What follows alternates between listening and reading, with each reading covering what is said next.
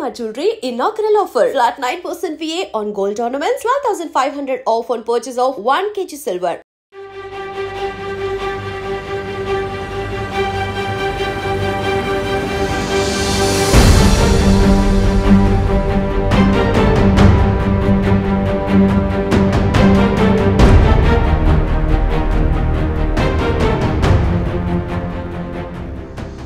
నమస్కారం, welcome to I dream. నేను మీ సంగీత.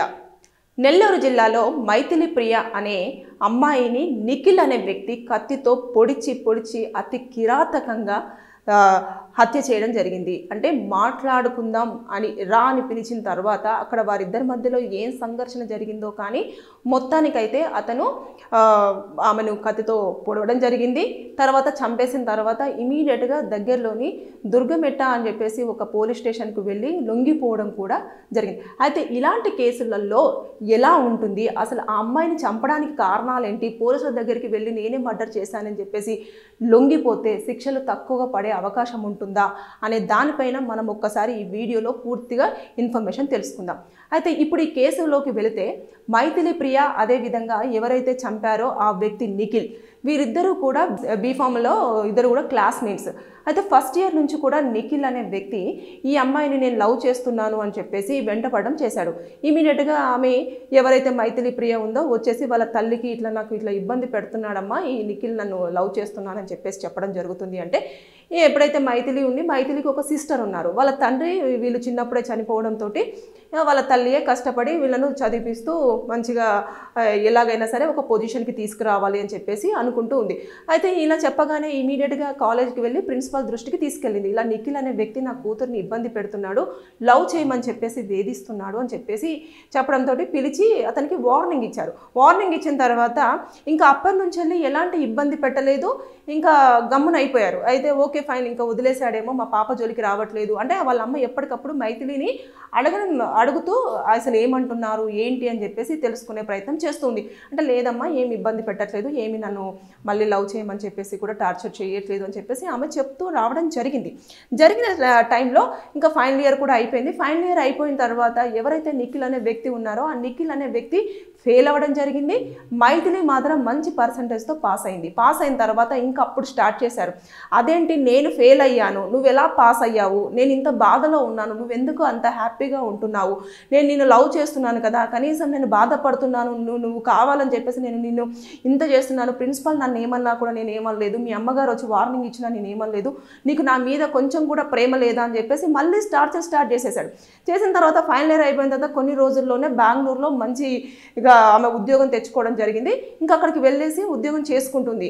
అయితే ఎప్పుడైతే ఈ సెప్టెంబర్ 6వ తేదీన ఆవిడది బర్త్డే ఉంది. అయితే 3వ తేదీన సెప్టెంబర్ 3వ తేదీన నెల్లూరుకి రావడం జరిగింది. వచ్చి ఏదైతే తల్లి ఉంది చెల్లి ఉందో చెల్లితోటి బర్త్డే సెలబ్రేషన్స్ చేసుకోవాలని చెప్పేసి ఆమె ఇంకా హ్యాపీగా వచ్చింది. వచ్చిన తర్వాత బర్త్డే సెలబ్రేషన్స్ అయిపోయిన తర్వాత నిన్నటి ప్రాంతంలో ఆవిడను పిలిచారన్నట్టు, ఎవరైతే నిఖిల్ ఉన్నారో ఒకసారి నీతో మాట్లాడాలి, చాలా ఇంపార్టెంట్ విషయం అని చెప్పేసి అంటే వాళ్ళ తల్లికి చెప్పింది, ఇలా నిఖిల్ ఎందుకో పిలుస్తున్నాడమ్మా, నేను ఫ్రెండ్స్ని కలవడానికి వెళ్తాను అని చెప్పేసి కూడా వాళ్ళ అమ్మకి చెప్పింది. అంటే ఫ్రెండ్స్ని కలవడానికి వెళ్తున్నానని చెప్పింది. నిఖిల్ విషయం అయితే అంత చెప్పినట్టుగా కూడా వాళ్ళ తల్లి కూడా ఆ మాటల్లో అయితే చెప్పడం లేదు. అయితే వెళ్ళిన తర్వాత చెల్లిని ఇచ్చేసి సరే ఫ్రెండ్స్ని కలవడానికి వెళ్తున్నావు కదా, చెల్లిని కూడా తీసుకెళ్ళని చెప్పేసి ఇద్దరు ఆడపిల్లల్ని పంపించడం జరిగిన తర్వాత వాళ్ళ చెల్లి బయటే ఉంది. తర్వాత నెక్స్ట్ వీళ్ళిద్దరు ఎవరైతే మైథిలి ప్రియ తర్వాత నెక్స్ట్ నిఖిల్ ఉన్నారో మాట్లాడుకుంటున్న సందర్భంలో మరి ఏం జరిగిందో తెలీదు, ఇమీడియట్గా అక్కడ కత్తి తీసుకొచ్చుకొని నువ్వు నన్ను అసలు అర్థం చేసుకోవట్లేదని చెప్పేసి మరి ఏమైందో వాళ్ళిద్దరి మధ్యలో 4 రోజుల మధ్యలో ఏం జరిగింది అనేది మనకు పూర్తి స్థాయిలో ఇన్ఫర్మేషన్ లేదు. ఎవరైతే ఇప్పుడు నిఖిల్ ఉన్నాడో ఆ వ్యక్తి పోలీసులకు ఇచ్చే స్టేట్మెంట్ మీద డిపెండ్ అయి ఉంటుంది. అంటే అక్కడ ఏం జరిగింది అనేది అతనికి మాత్రమే తెలిసే అవకాశం ఉంది. ఇప్పటివరకు అయితే మీడియా ముందరికి ఇంకా అతను వాళ్ళిద్దరి మధ్యలో ఎలాంటి సంఘర్షణ జరిగింది అనేది అయితే బయటికి రాలేదు. అయితే అక్కడ మొత్తం కత్తితో పొడిచి చంపేసిన తర్వాత వాళ్ళ చెల్లికి ఫోన్ చేసి మీ అక్కని నేను చంపేశాను తీసుకెళ్ళిపో అని చెప్పేసి ఫోన్ చేశాడు. ఫోన్ చేసిన తర్వాత ఇమీడియట్గా ఆ పాప ఏడ్చుకుంటూ వాళ్ళ అమ్మకు ఫోన్ చేసింది. అమ్మకు ఫోన్ చేసి అమ్మ అక్క ఇలా అయ్యింది అంటే ఏమైందో అర్థం కావట్లేదు. వెంటనే వాళ్ళ పక్కన వాళ్ళకి అంబులెన్స్ కూడా ఫోన్ వెళ్ళింది. ఫోన్ వెళ్ళిన తర్వాత అంబులెన్స్ కూడా అక్కడికి రావడం జరిగింది. వచ్చిన తర్వాత మెట్ల పైన ఒక దుప్పటేసి కూర్చోబెట్టేశారు ఆ అమ్మాయిని. మనం ఏదో సాడ్గా ఉంటే ఎలా అయితే కూర్చుంటామో అలా కూర్చోబెట్టిన తర్వాత వాళ్ళమ్మ వాళ్ళ చిన్న పాపకు ఫోన్ చేసి ఎక్కడున్నారు అని తర్వాత కనుక్కుంది. తర్వాత అంబులెన్స్ వాళ్ళు కూడా ఈ పేరెంట్స్కి కాల్ చేశారు. ఎవరైతే మదర్ ఉందో మదర్కి ఫోన్ చేసి ఇలా మీ ఇక్కడికి రండి, మీరు అర్జెంటుగా మీతో మాట్లాడాలని చెప్పేసి అన్న తర్వాత ఆమె హుటాహుటిన ఎందుకు ఇట్లా ఫోన్లు చేస్తున్నారని చెప్పేసి వచ్చేసిన తర్వాత పాప అక్కడ కూర్చోగానే చెయ్యి పట్టేసుకొని, నాన్న ఏమైంది, ఎందుకు ఇట్లా అలిగావా, ఎందుకు దుప్పటేసుకొని కూర్చున్నావు, ఏమైంది, ఇలా ఎందుకు కూర్చున్నావు, ఫ్రెండ్స్ ఏమన్నా అన్నారా అని చెప్పేసి ఇలా పట్టుకునే సమయానికి ఆమె అలా వాలిపోయింది.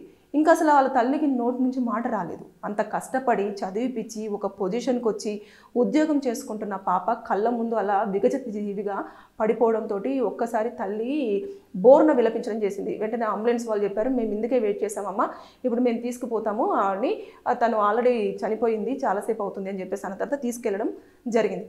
అంటే ఒక్కసారి ఆలోచించండి.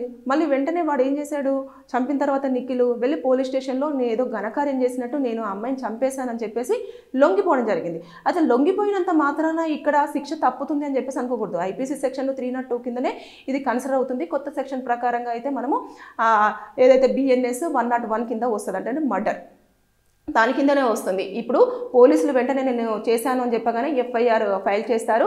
ఆ స్టేట్మెంట్ అనేది రికార్డ్ చేయడం జరుగుతుంది. చేసిన తర్వాత కోర్టులో ప్రొడ్యూస్ చేస్తారు. రిమైండ్కు పంపించడం అనేది అది కామన్గా జరిగే ప్రాసెసే. అయితే ఎప్పుడైతే వాళ్ళు కోర్టులోకి వెళ్ళి స్టేట్మెంట్ ఇస్తారో ఆ స్టేట్మెంటే చాలా మేజర్ స్టేట్మెంట్గా దాన్ని కన్సిడర్ చేయడం జరుగుతుంది. పోలీసులు ఇచ్చే స్టేట్మెంట్ అనేది ఎక్కువగా కోర్టులలో చెల్లకపోవచ్చు. ఎందుకంటే వాళ్ళు భయపెట్టి చెప్పించారా, లేకపోతే ఇంకేమన్నా భయపడి చెప్పారా, ఇలాంటివన్నీ ఉంటాయి. కాబట్టి కోర్టులో ఏదైతే వాంగ్మూలం ఇస్తారో అది మాత్రమే మేజర్గా ప్రైమరీగా ఇచ్చే ఎవిడెన్స్ కింద వాళ్ళ వాంగ్మూలం కింద తీసుకోవడం అనేది జరుగుతూ ఉంటుంది. అయితే ఇక్కడ శిక్ష కూడా ఎలా ఉంటుంది అంటే జీవిత ఖైదు పడే అవకాశం ఉంటుంది. అంటే 7 నుంచి 10 సంవత్సరాల వరకు జైలు శిక్ష, అదేవిధంగా లైఫ్ ఇంప్రిజన్మెంట్ కూడా పడే అవకాశం, అంటే మొత్తం ఇంకా డెత్ పెనాల్టీ, లైఫ్ ఇంప్రిజన్మెంట్ అంటే 7 నుంచి 10 సంవత్సరాల వరకు జైలు శిక్ష, అదేవిధంగా డెత్ పెనాల్టీ అని అంటే ఇంకా ఉరి శిక్ష విధించే అవకాశాలు కూడా ఉండే అవకాశం ఉంటుంది. అంటే మనం ఈ ప్రొడ్యూస్ చేసే ఎవిడెన్సెస్ వల్ల. అంటే ఇక్కడ చూసారా, అంటే ఆ అమ్మాయి కష్టపడి చదువుకుంది, తర్వాత పాస్ అయ్యింది, ఉద్యోగం ఏదో తెచ్చుకొని వాళ్ళ తల్లికి కొంచెము ఇన్ని రోజుల నుంచి కష్టపడుతుంది కదా, మన వంతుగా కూడా ఇంటికి కొంచెం సహాయం అందిస్తాను అని చెప్పేసి ఏదో బర్త్డే సెలబ్రేషన్స్ అని చెప్పేసి నెల్లూరుకి రాగానే ఆమె ఎవరైతే ఇష్టపడ్డారో ఆ వ్యక్తి చేతిలోనే శవమైపోయింది. అంటే ఒకటి, అమ్మాయిలు రిజెక్ట్ చేస్తే అబ్బాయిలు కానివ్వండి, అబ్బాయిలను రిజెక్ట్ చేసిన అమ్మాయిలు కానివ్వండి, ఎవరైనా సరే ఇలా చంపుకునేదాకా వెళ్తే పనిష్మెంట్స్ అనేవి తగ్గవు. అంటే నేను చంపేశాను, ఏముందిలే పోలీసులకు లొంగిపోతే నాకు శిక్ష తక్కువ పడుతుంది అని అంటే అలా ఉండదు. అది చాలా అలా మీరు తప్పుగా ఆలోచించడం తప్పించి దాంట్లో ఏమి అంటే శిక్షలు అనేవి ఒప్పుకుంటే తక్కువ, ఒప్పుకోకపోతే ఎక్కువ అనేది ఏమి ఉండదు. కాన్స్టిట్యూషన్లో కంపల్సరీగా ఈ సెక్షన్స్ ప్రకారంగా, ఈ సెక్షన్ ప్రకారం ఎలాంటి పనిష్మెంట్ ఉంటుందో అదే పనిష్మెంట్ మీకు అప్లికేబుల్ అయ్యే అవకాశం ఉంటుంది. ఎందుకంటే పోలీసుల నుంచి మీరు తప్పించుకోకుండా లొంగిపోయారు కాబట్టి కొంచెం ఒక కన్సర్న్ ఉంటుంది, అరే వాడు తప్పు చేశాడు దాని ప్రకారంగా అని చెప్పేసి. ఎప్పుడు తక్కువగా పడే అవకాశం ఉంటుంది అంటే ఐపీసీ సెక్షన్ 304 ప్రకారంగా మనం అనుకోకుండా, అంటే అన్ఎక్స్పెక్టెడ్గా, అంటే మన చేతుల్లో వీళ్ళు చనిపోతారు అని తెలియకుండా, ప్రీ ప్లాన్డ్గా కాకుండా ఏదో అలా అయిపోయింది అన్న టైంలో మాత్రం దాన్ని కన్సిడర్ చేసి కొంచెం పనిష్మెంట్ అనేది తగ్గించే అవకాశాలు ఉంటుంది. అంటే ఒక 5 సంవత్సరాల వరకు జైలు శిక్ష విధించే అవకాశం ఉంటుంది, 5 నుంచి 7 సంవత్సరాల వరకు అలా ఉంటుందే తప్పించి శిక్షలు అయితే తగ్గే అవకాశం అయితే ఉండదు. ప్రతి ఒక్కరూ ఆలోచించకుండా మేము ఇలా చేస్తాము, నాకు నచ్చలేదు, నచ్చకపోతే చంపేయడము, లేకపోతే నన్ను ఒప్పుకోలేదు, నేను లైఫ్లో కావాలనుకుంటాను అంటే మనము ఒక్కరిమే ఇష్టపడితే కాదు, ఆపోజిట్ పర్సన్ కూడా ఎదుటి వ్యక్తిని ఇష్టపడితేనే దాన్ని ప్రేమ అంటారు. బలవంతంగా లాక్కుంటే ఏదీ రాదు. కానీ ఒక లైన్ మాత్రం నేను నమ్ముతాను. సో ఈ వీడియో చూస్తున్న వారికి నేను చెప్పాలనుకుంటున్నాను, మనకు కావాల్సింది లేదంటే మన అనుకున్నది ఎక్కడున్నా సరే అది మనకు వచ్చే తీరుతుంది. మనది కాంది పక్కనున్నా సరే మనకు అది చెందదు. అదొక్కటి మాత్రం గుర్తుపెట్టుకోండి. అంతే తప్పించి బలవంతంగా ఒకటి రావాలి అంటే రాదు. అనవసరంగా క్రిమినల్స్గా మిగిలిపోతూ ఉన్నారు. ఇప్పుడు చూడండి, ఆ అమ్మాయి మాత్రం వాళ్ళ తల్లి బాధను అర్థం చేసుకుని తల్లి రోదన మాత్రం మనము చూస్తున్నాం.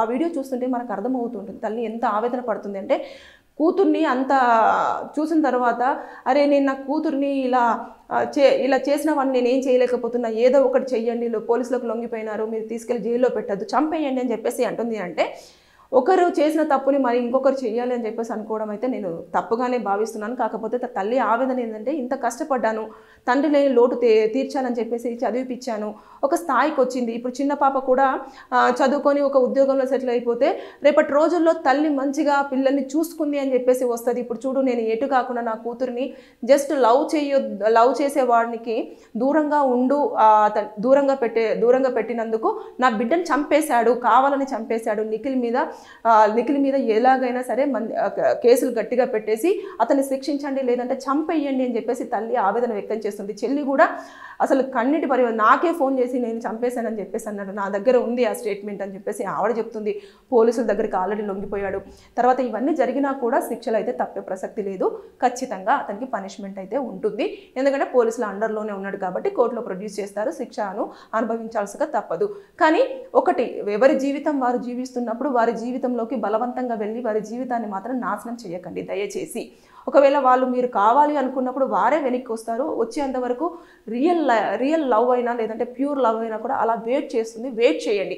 అంతేకాని బలవంతంగా లాక్కోవడానికి మాత్రం ట్రై చేస్తే ఇలా క్రిమినల్స్గా మిగిలిపోయేవాల్సిన అవసరం వస్తుంది. నిఖిల్ చూడండి, అనవసరంగా చదువుకోకుండా ఆ అమ్మాయి అంత ఇబ్బంది పెట్టినా ఏం చేసినా ప్రిన్సిపల్ వాళ్ళు వార్నింగ్ ఇచ్చిన తర్వాత ఇతను మారాడని చెప్పేసి హ్యాపీగా చదువుకొని మంచి మార్క్స్తో పాస్ అయ్యింది, జాబ్ తెచ్చుకుంది.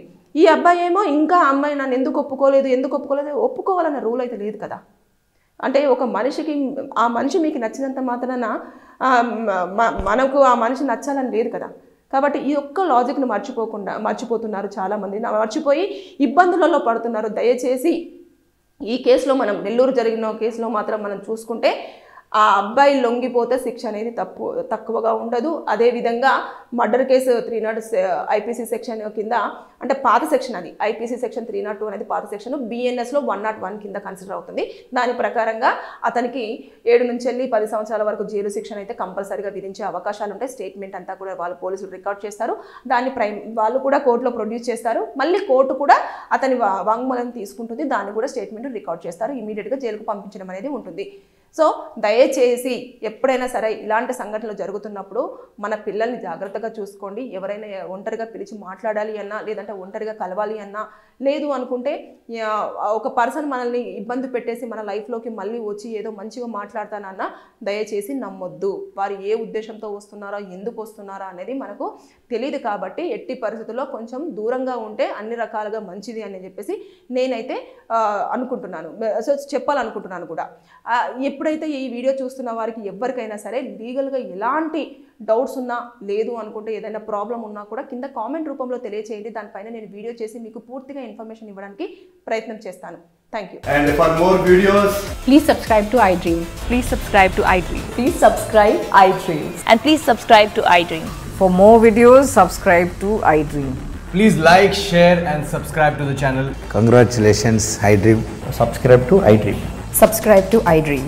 So subscribe to iDream Media. iDream ki iDream team andarki huge congratulations. Please subscribe iDream Media. Please subscribe to iDream. Subscribe iDream. Please subscribe to iDream. iDream అంటే నా కళల ఛానల్ను సబ్స్క్రైబ్ చేసుకున్న నోరు తిరుగుతలేదు, మీరైతే గంట గుర్తు కొట్టండి. For more such videos, please subscribe to iDream. Subscribe to iDream. Please subscribe to iDream. Please subscribe iDream Media. Please do subscribe to iDream. Please subscribe to iDream Media. For best entertainment and information, please subscribe iDream.